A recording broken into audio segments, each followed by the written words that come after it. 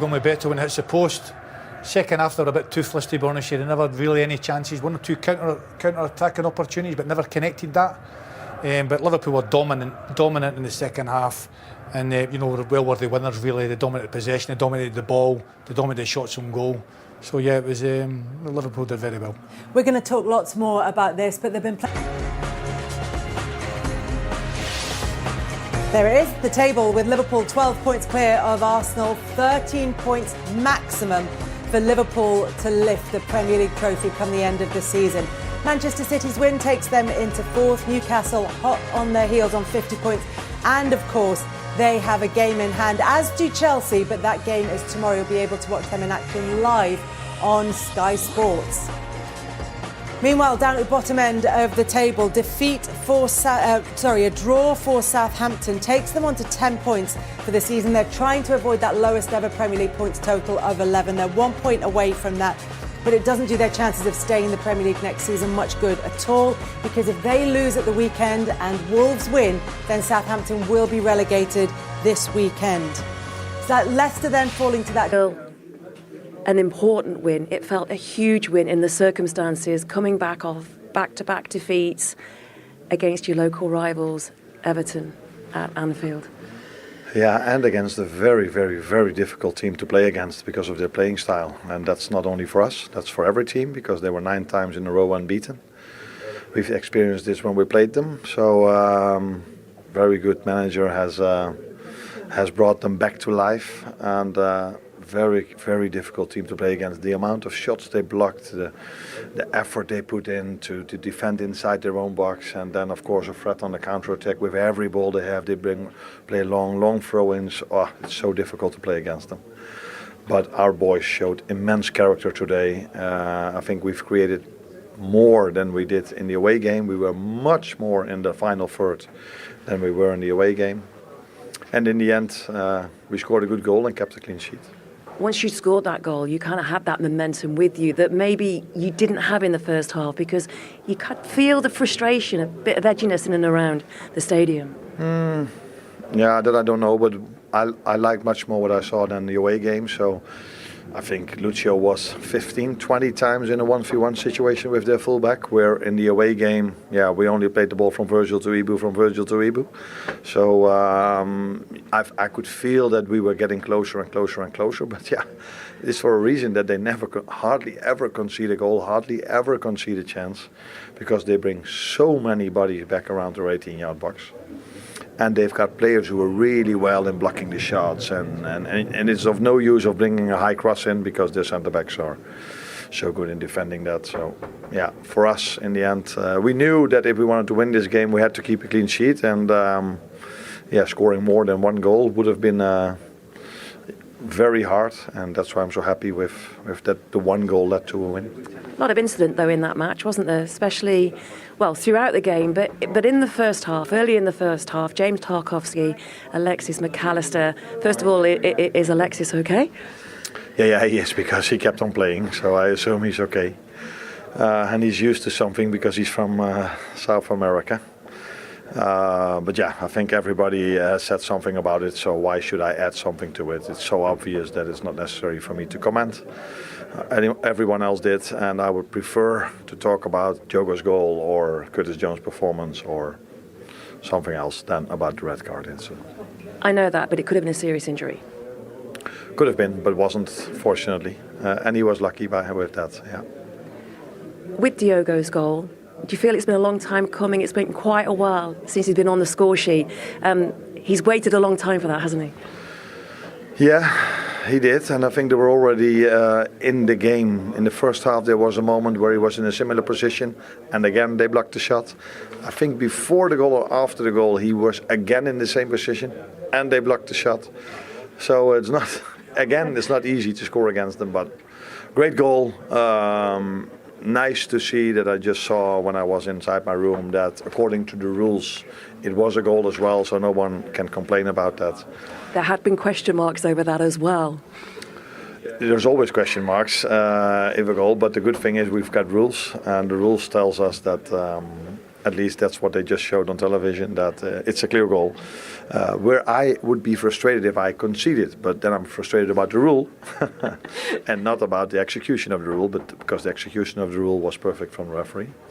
But the rule in itself is frustrating, because I think you always have to help, in my opinion, the offensive team. And if some team wants to play a high press, which Everton doesn't do, but keep a high line, and if then someone is in offside position, you would love to see it as being offside, but that's not the rules.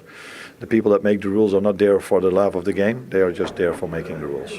But it's a goal that puts you within 13 points maximum now of this Premier League title that you are chasing down.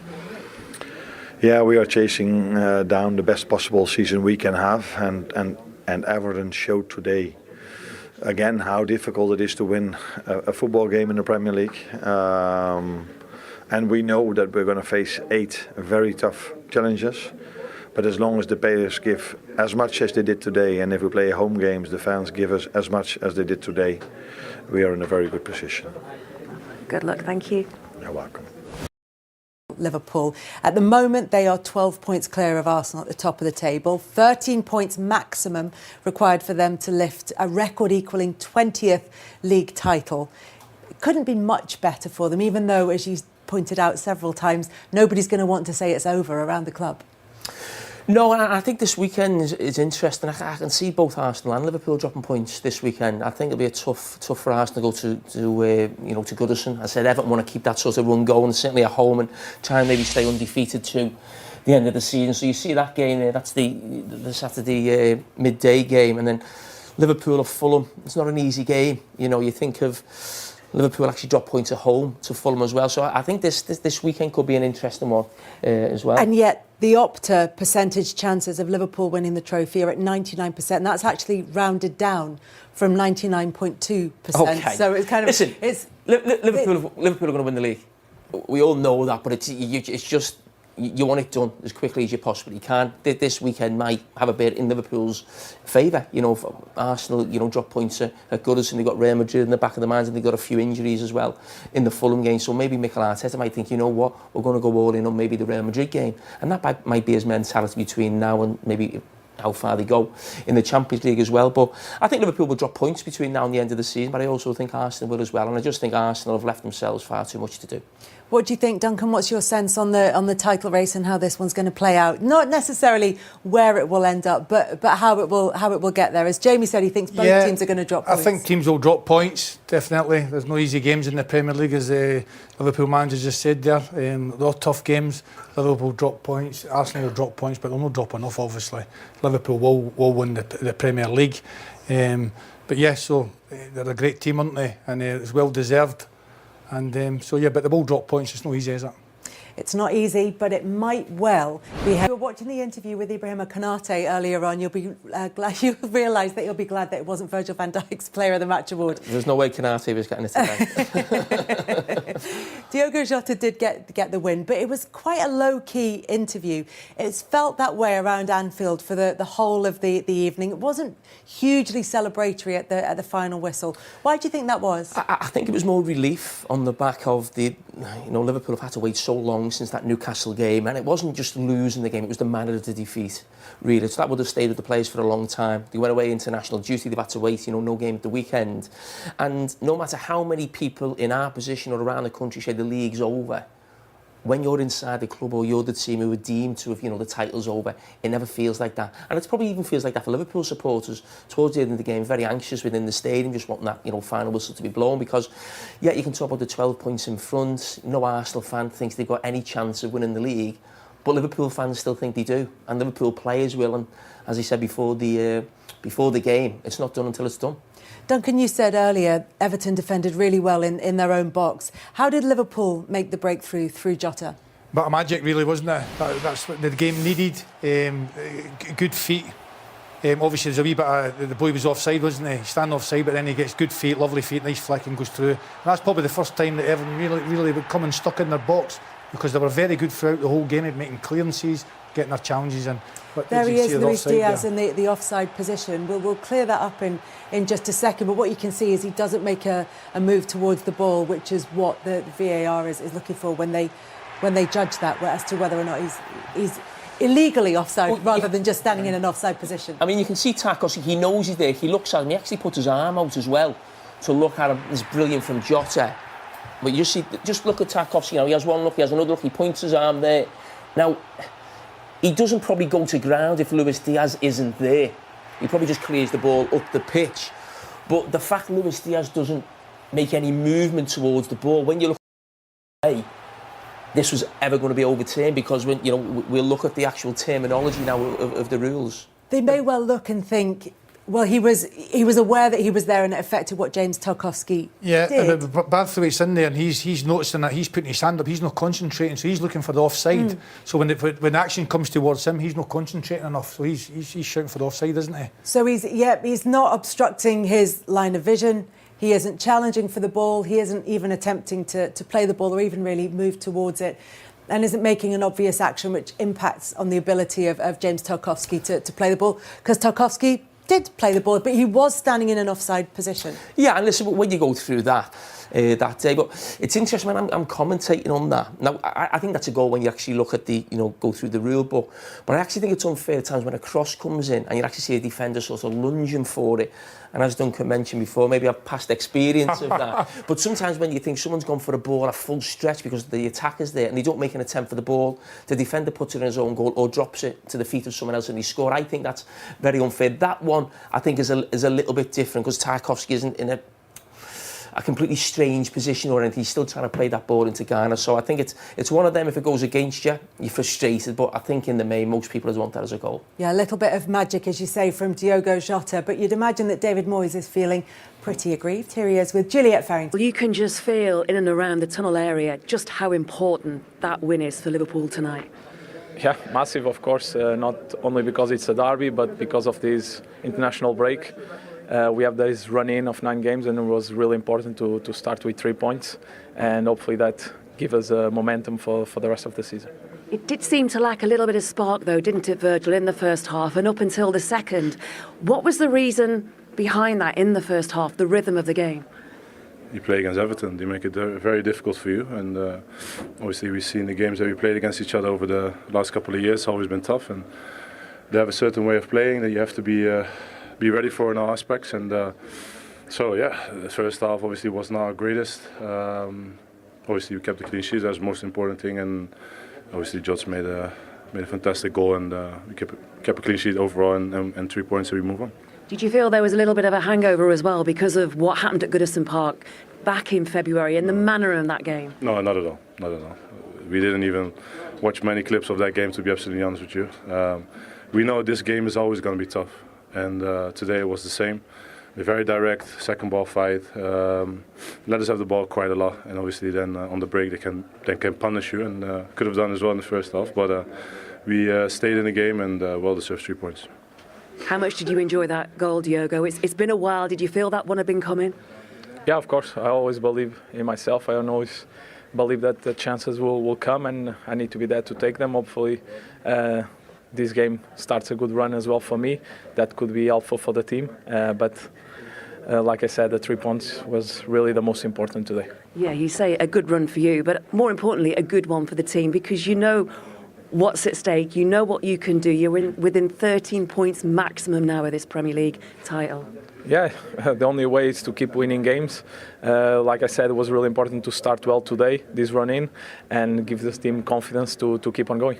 Virgil, did you feel Everton were lucky to finish with 10 men on the pitch, 10 players on the pitch? I don't know. It is what it is. It was. We couldn't. The referee and the VAR make decisions, and we all have to deal with it, and that's it. You know how difficult, though, this run-in can be. You know how difficult these matches can be as well. But that's the challenge when you want to be Premier League winners, isn't it? Of course, I think everyone wants to be in our position, and we work so hard to be in our position. And now we have to keep going, keep the same focus, keep the same mentality as we have been doing the whole season. The season so far has been outstanding, and we just have to keep going. And we have a tough one again in London on Sunday that we have to be ready for, and that will be the focus right now. And you know also how hard it is to win these Player of the Match awards. And tonight it is Diogo. You scored the goal. You won in the Merseyside derby. Would you like to do the honours? Of course. Well deserved, brother. Thank you, mate. Going to be a difficult challenge tonight coming here to Anfield, facing Liverpool in the position that they're in as well. Was it a challenge too far for you, do you feel? I think we're a lot closer to them tonight in the two games than possibly when I came into the club I expected. I thought over the two games we've given them a really good game. Certainly the first one with a draw tonight was really tight, and there's an offside goal which they get, so that's the difference in the game tonight. That offside goal then, you have spoken to the match officials. In the build of that goal, you clearly feel it was offside, should have been ruled out. I do. I think the players behind Tarkowski interferes with them, clearing it. It's a clear offside. I think it's a very easy decision to give. I can't understand any reason why that wouldn't have been given offside. None at all. In the first half, though, you had a decision that perhaps felt you were lucky that went your way with James Tarkowski and McAllister. How do you feel? What was your view of that?